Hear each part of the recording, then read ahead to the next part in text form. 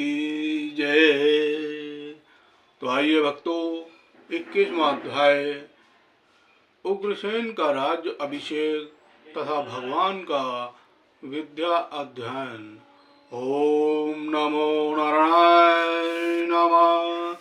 श्री पराशर जी बोले, अपने पति अपने अति अद्भुत कर्मों को देखने से वसुदेव और देवकी जी को विज्ञान उत्पन्न हुआ।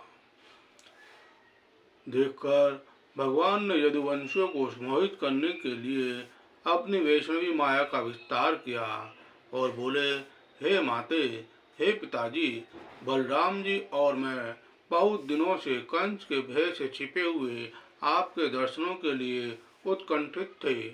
सो आज आपका दर्शन हुआ। जो समझ माता पिता की सेवा किए बिना बीतता है, वह असाधु पुरुषों को ही आयु का भाग व्यर्थ जाता है। हे तात, गुरु, देव, ब्राह्मण और माता पिता का पूजन करते रहने से देवधारियों का जीवन सफल हो जाता है। अतः हे तात, कंस के वीर्य और प्रताप से भी हम परवशों से जो कुछ अपराध हुआ वह क्षमा करें। जय श्री हरि।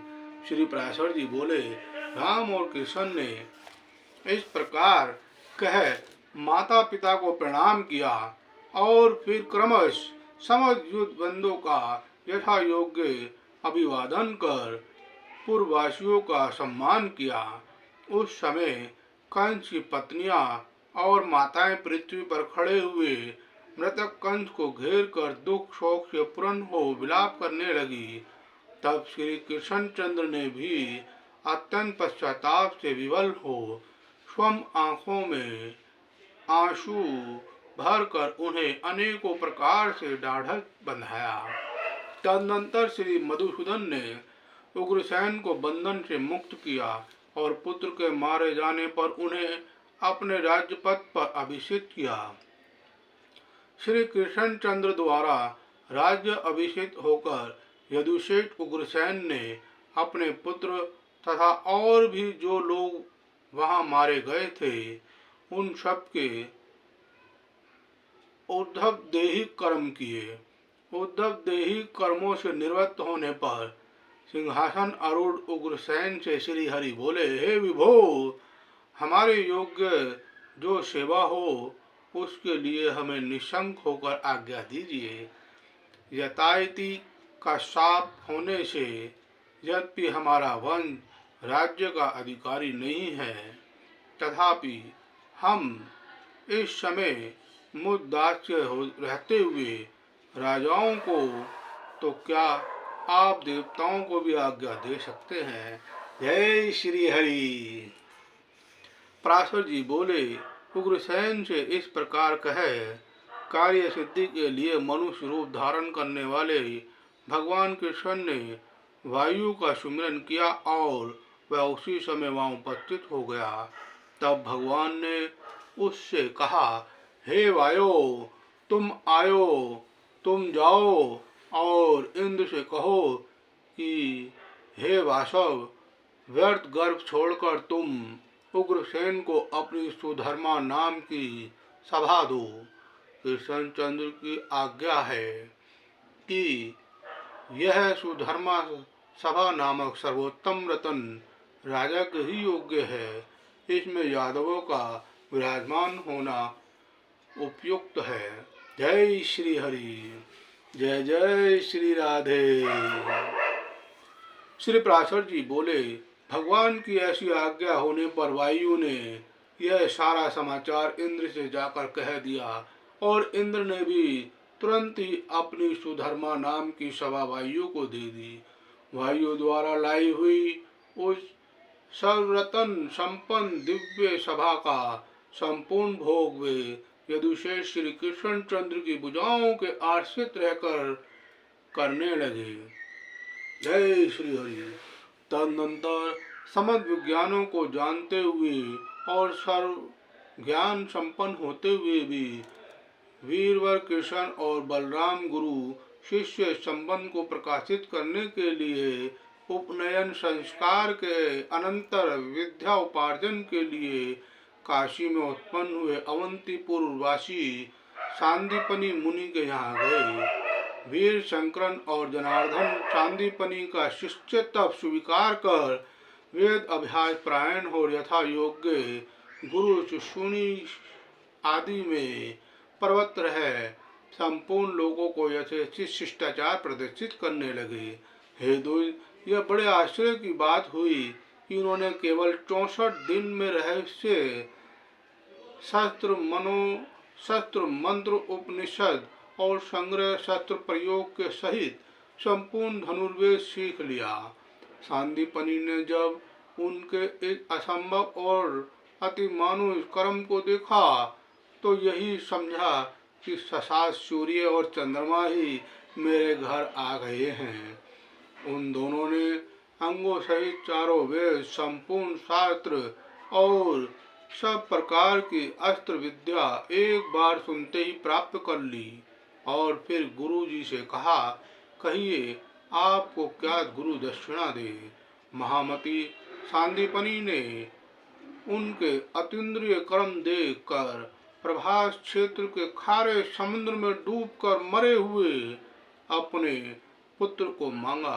तदनंतर जब वे शस्त्र ग्रहण कर समुद्र के पास पहुंचे तो समुद्र अर्घ्य लेकर उनके सम्मुख उपस्थित हुआ और कहा, मैंने सांदीपनि का पुत्र हरण नहीं किया। हे दैत्य दवन, मेरे जल में ही पंचजन नामक एक दैत्य शंख रूप से रहता है, उसी ने उस बालक को पकड़ लिया था। जय श्री हरि। श्री पराशर जी बोले, समुद्र के इस प्रकार कहने पर कृष्ण चंद्र ने जल के भीतर जाकर पंचजन का वध किया और उसकी अस्थियों से उत्पन्न हुए शंख को ले लिया, जिसके शब्द से दैत्यों का बल नष्ट हो जाता है, देवताओं का तेज बढ़ता है और अधर्म का क्षय होता है। तदनंतर उस पंचजन्य शंख को बजाते हुए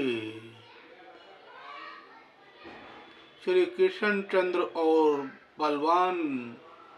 बलराम यमपुर को गए और सूर्य पुत्र यम को जीतकर यम यातना भोगते हुए उस बालक को पूर्ववत शरीर युक्त कर उसके पिता को दे दिया। इससे पश्चात वह राम और कृष्ण राजा उग्रसेन द्वारा परिपालित मथुरापुरी में जहाँ के स्त्री पुरुष उनके आगमन से आनंदित हो रहे थे पधारे। जय श्री हरि। तो भक्तों, 21वां अध्याय संपन्न हुआ। जय जय श्री राधे। श्रीमन नारायण नारायण हरे हरे, श्रीमन नारायण नारायण हरे हरे, श्रीमन नारायण नारायण हरे हरे, श्रीमन नारायण नारायण हरे हरे। तो आइए भक्तों, अब हम 22वां अध्याय प्रारंभ करते हैं। जरासंध की पराजय। ओम नमो नारायण नमः।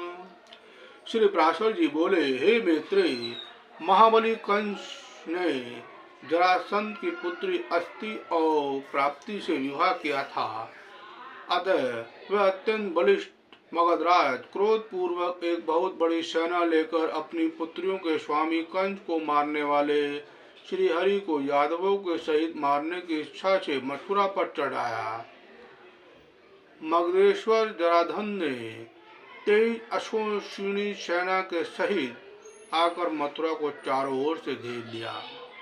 तब महाबली राम और जनार्दन थोड़ी सी सेना के साथ नगर से निकलकर जरासंध के प्रबल सैनिकों से युद्ध करने लगे। हे मुनिश्रेष्ठ, उस समय राम और कृष्ण ने अपने पुरातन शास्त्रों को ग्रहण करने का विचार किया। हे विप्र, हरि के सुमिरन करते ही उनका सार धनुष, अश्व बाण युक्त 2 तरकश और कोमोद की नाम की गदा आकाश से आकर उपस्थित हो गए। हे द्विज, बलभद्र जी के पास भी उनका मनोवांछित महान हल और सुनंद नामक मुसल आकाश से आ गए। तदनंतर दोनों वीर राम और कृष्ण सेना के सहित मगधराज्य को युद्ध में हराकर मथुरापुरी में चले आए। हे महामुनि, दुराचारी जरासंध को जीत लेने पर भी उसके जीवित चले जाने के कारण कृष्णचंद्र ने अपने को अपराजित नहीं समझा। हे द्विजोत्तम, जरासंध फिर उतनी ही सेना लेकर आया, किंतु राम और कृष्ण से पराजित होकर भाग गया। इस प्रकार अत्यंत दुर्धर मगधराज जरासंध ने राम और कृष्ण आदि यादवों से 18 बार युद्ध किया। इन सभी युद्धों में अधिक सैन्यशाली जरासंध थोड़ी सी सेना वाले यदुवंशियों से हार कर भाग गया। यादवों की थोड़ी सी सेना भी जो उसकी अनेक बड़ी सेनाओं से पराजित न हुई।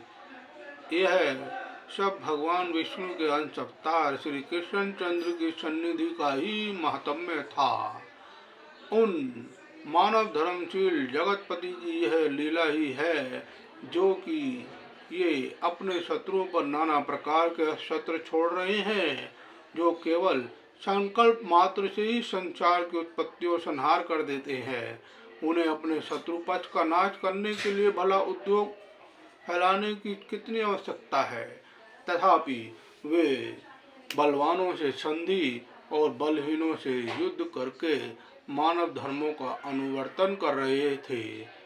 वे कहीं साम, कहीं दान और कहीं भेद नीति का व्यवहार करते थे, तथा कहीं दंड देते और कहीं से स्वयं भाग भी जाते थे। इस प्रकार मानव देहधारियों की चेष्टाओं का अनुवर्तन करते हुए श्री जगतपति की अपनी इच्छा अनुसार लीला होती रहती थी। तो भक्तों, 22वां अध्याय संपन्न हुआ। श्री हरि की कृपा आप पर और आपके परिवार पर सदा बनी रहे, और मैं गुरु महाराज व श्री विष्णु लक्ष्मी नारायण भगवान से प्रार्थना करता हूँ कि जो जो भक्त हमारा वीडियो देख रहे हैं, हमारे चैनल से जुड़े हुए हैं और जो सदा जुड़े रहते हैं, उन पर लक्ष्मी की कृपा श्री विष्णु सहित बनी रहे। उनके परिवार में प्रेम, धन, लक्ष्मी, यश, मान सम्मान, ऐश्वर्य, संपदा, कीर्ति आदि सदा आपके परिवार में बने रहे। तो भक्तों, इसी प्रकार आप हमारे साथ बने रहे। जय गुरुदेव, जय सनातन धर्म, जय हिंदू राष्ट्र, और आप सभी भक्तों की भी जय जय, क्योंकि आप ही लोगों ने मुझे यहाँ तक पहुँचाने में सहायता करी है और आप ही मेरे चैनल को बनाने में अपना सहयोग कर रहे हैं। उसके लिए आपको कोटि कोटि प्रणाम। जय श्री हरि।